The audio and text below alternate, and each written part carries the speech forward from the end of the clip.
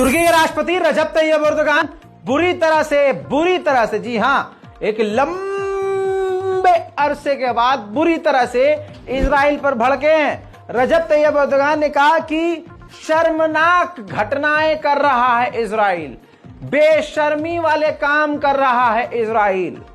Israel एक देश की तरह, एक स्टेट की तरह रिएक्ट नहीं कर रहा है, वो एक संगठन की तरह, यानी वो उन्होंने दबे अल्फाजों में कह दिया कि एक जैसे आतंकी संगठन होते हैं वैसे एक्ट कर रहा है इजराइल। इंसानियत को शर्मसार कर रहा है, भीड़ भाड़ वाले इलाके पर हमला कर रहा है, आम लोगों को निशाना बना रहा है।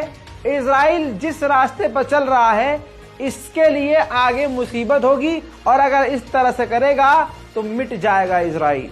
जी हाँ, ये बात सीधी सीधी रजब तैयब एर्दोगान ने कह ही दी है। लग रहा है हमारा वीडियो पहुंच गया है उन तक कि लताड़ पड़ रही है।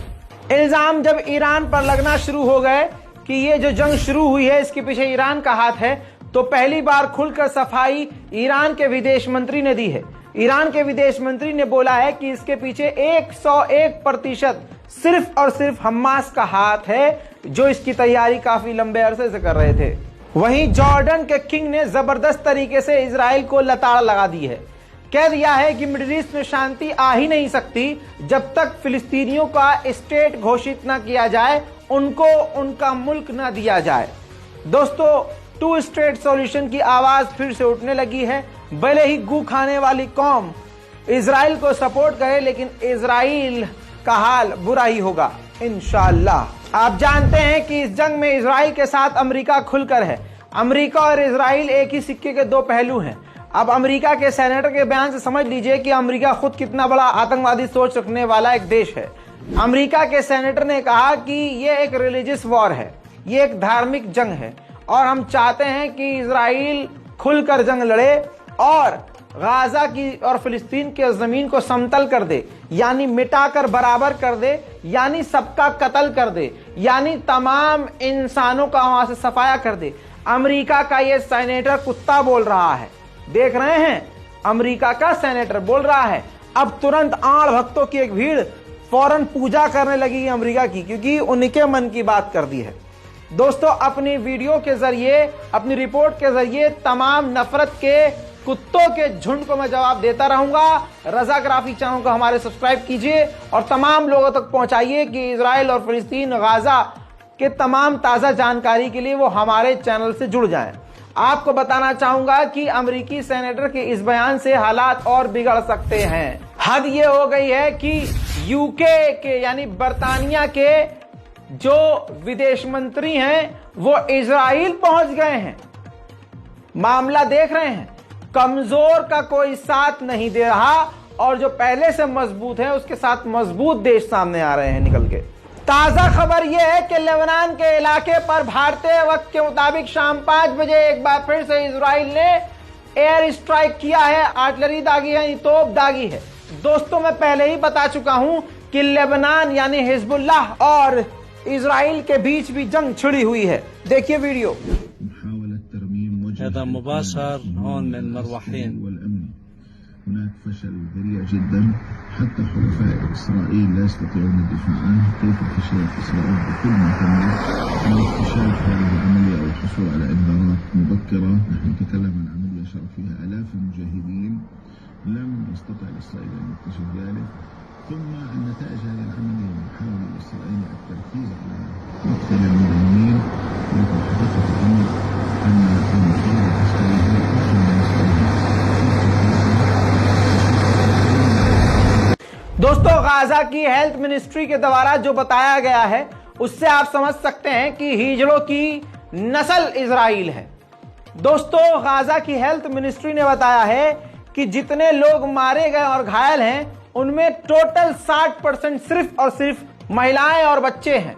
महिलाओं और बच्चों पर वार करने वाला कौन होता है दोस्तों, बताने और समझाने की जरूरत नहीं है। मेरे दोस्तों, दूसरी तरफ आईडीएफ ने एक्सेप्ट किया है कि हमने जिंदगी में इतने हवाई हमले गाजा पर नहीं किए जितने इस बार किए हैं। दोस्तों, आपको बता दूं कि इजराइल ये जो आतंकी जो देश भी नहीं है, दूसरे फिलिस्तीन की जमीन पर कब्जा करके इसने अपने आप को बड़ा किया है। बता दूं कि ये अंतरराष्ट्रीय कानून का उल्लंघन करते हुए व्हाइट फास्फोरस बॉम्ब मार रहा है, जो कि बैन है और अंतरराष्ट्रीय कानून का उल्लंघन है, जो कि पूरी तरह से गलत है, लेकिन इस पर दुनिया खामोश है। व्हाइट फास्फोरस बम उसने गाजा पर इस्तेमाल किया है, देख लीजिए।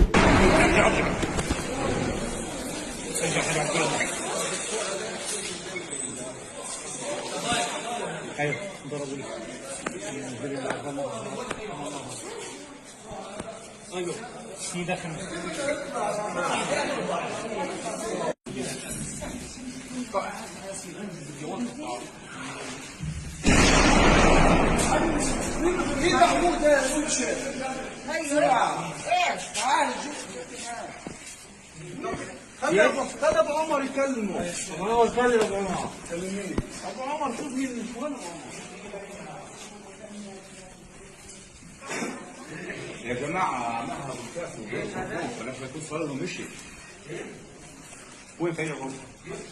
نفس الطابع تبعنا نفس الطابع اللي كنا فيه. لا الثالث. هو كان على الطابع نفس اللي معانا. मैंने सुबह ही अपनी रिपोर्ट में बता दिया था कि हम तक क्या, अब दूर दूर तक रिपोर्ट गाजा के बाहर से निकलने में समय लगा रही है, रिपोर्ट नहीं पहुंच पा रही है, खबर और तस्वीरें नहीं आ पा रही हैं, क्योंकि गाजा में लाइट खत्म हो चुकी है, बिजली खत्म हो चुकी है, वहां कुछ बचा नहीं है, इंटरनेट सेवाएं बाधित हो रही हैं, टावर तोड़ दिए गए हैं, दफ्तर खत्म हो चुके हैं और बिजली भी खत्म हो चुकी है। आपकी स्क्रीन पर देखिए दोस्तों, अब इन्वर्टर और बैटरी से जैसे तैसे इस तरह से एक एक इलाके में सभी अपने फोन को चार्ज कर रहे हैं, जिसकी वजह से आप समझ सकते हैं खबर अब देर से वहां से निकल रही है, लेकिन हमारे सोर्स पक्के हैं। मैं ताजा जानकारी पूरी कोशिश के साथ लाइव अपडेट आपको इसी तरह देता रहूंगा। मेरे दोस्तों, अब पेरिस में यानी सफेद शैतान जहां इमैनुअल मैक्रोन रहता है, राष्ट्रपति वहां का, वहां पर ईरान के खिलाफ और इजराइल के समर्थन में प्रदर्शन शुरू हो गए हैं।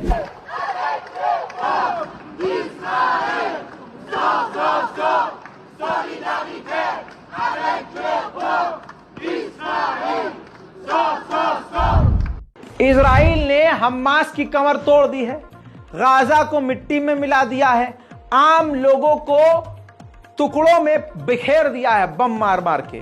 लेकिन इन तमाम चीजों के बावजूद इजराइल अभी भी अपने आप को कमजोर महसूस कर रहा है। जानकारी ताजा यह है कि इजराइल और दूसरे देशों में जो उसके सैनिक तैनात हैं उनको भी वापस बुला रहा है। वहीं अमेरिका के डेमोक्रेटिक पार्टी चाहती है कि अमेरिका एक बार फिर से $6 बिलियन ईरान के सीज कर ले। इजराइल के इल्जाम को अमेरिका का मीडिया ही झुटला चुका है कि हमास ने किसी भी बच्चे को नहीं मारा है, ऐसा कोई सबूत नहीं है, न खुद सबूत इजराइल के पास है। अब हमास ने भी क्लियर कह दिया है कि ये हमारा काम है ही नहीं, हम बच्चों को नहीं मारते, न हमने बच्चों को मारा है। दोस्तों, जमीनी हमला करने के लिए यहूदी आर्मी तैयारी कर रही है और अगर जमीनी हमला होता है तो पूरी तरह से गाजा पर कब्जा इजराइल का हो जाएगा।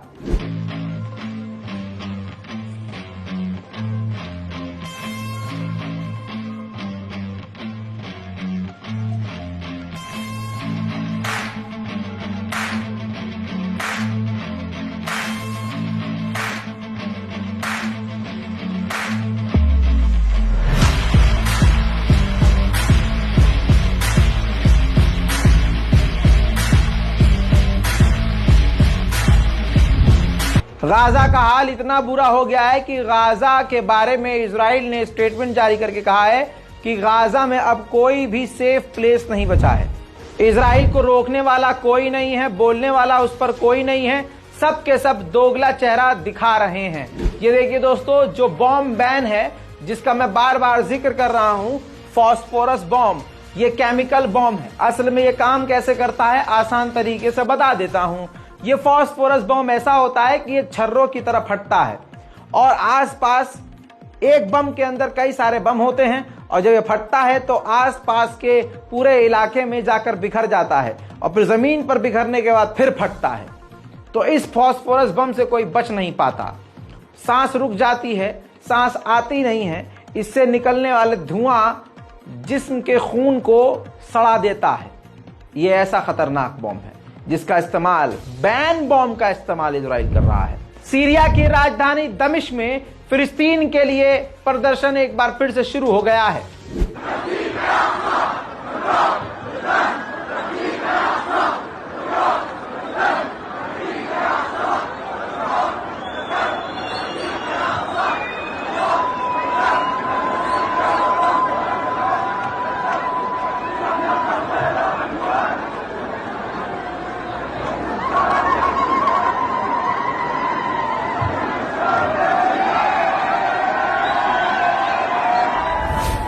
इजराइल ने एक बार फिर से गाजा के सेंट्रल शहर पर हमला कर दिया और आम लोगों पर हमला किया।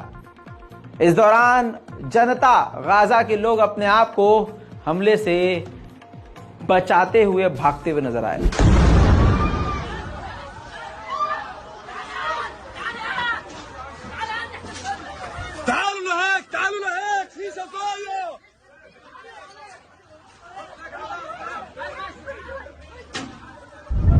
बड़ी खबर एक और आपको बता दूं कि लेबनान में इजराइल का ड्रोन उड़ता हुआ नजर आया है। तस्वीर देख लीजिए, ये इजराइल का ड्रोन है जो लेबनान के हवाई इलाके में घुस गया है। दोस्तों, लेबनान यानी हिजबुल्लाह और इजराइल के बीच टकराव बढ़ता जा रहा है। उधर दोस्तों, जैसे ही लेबनान के ऊपर इजराइल का ड्रोन नजर आया, हमास ने, अल कस्साम ब्रिगेड ने एक बार फिर से इजराइल के कई इलाकों की तरफ मिसाइल दाग दी है।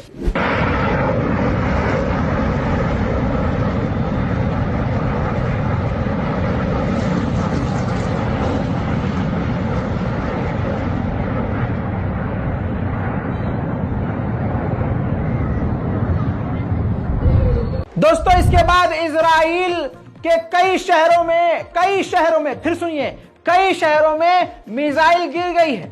एक बार फिर से आयरन डोम कुछ ही देर पहले फेल हुआ था और कुछ देर बाद दोबारा आयरन डोम फेल हुआ। इजराइल का डिफेंस सिस्टम फुस्सी साबित हो रहा है। कई शहरों में अल कस्साम ब्रिगेड और हमास का रॉकेट गिर गया है। देखिए,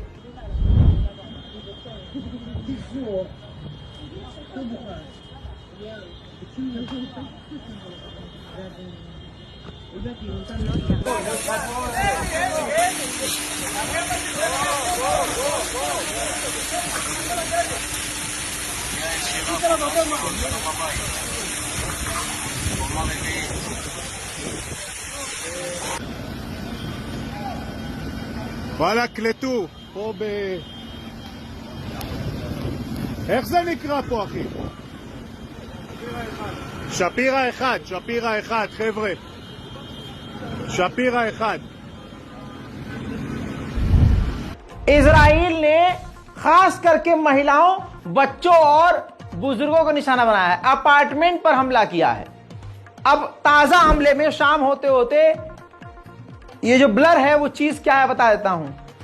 मलबे, घर के मलबे से एक 7 साल की बच्ची को निकाला गया जो उस मलबे में दबकर मर गई थी और इस तरह से उस पर बॉम्ब का असर हुआ, बॉम्ब के छर्रे लगे कि उसके जिस्म के साथ उसका सर नहीं था।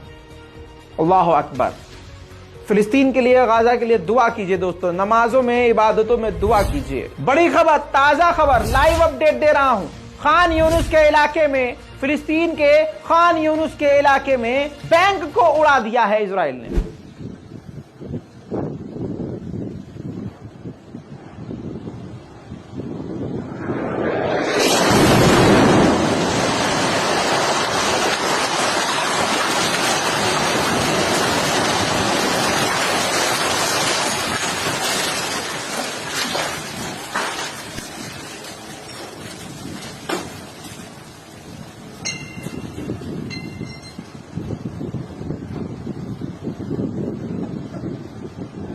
आपकी स्क्रीन पर ये देखिए, शेख अब्दुल फतेह हमास को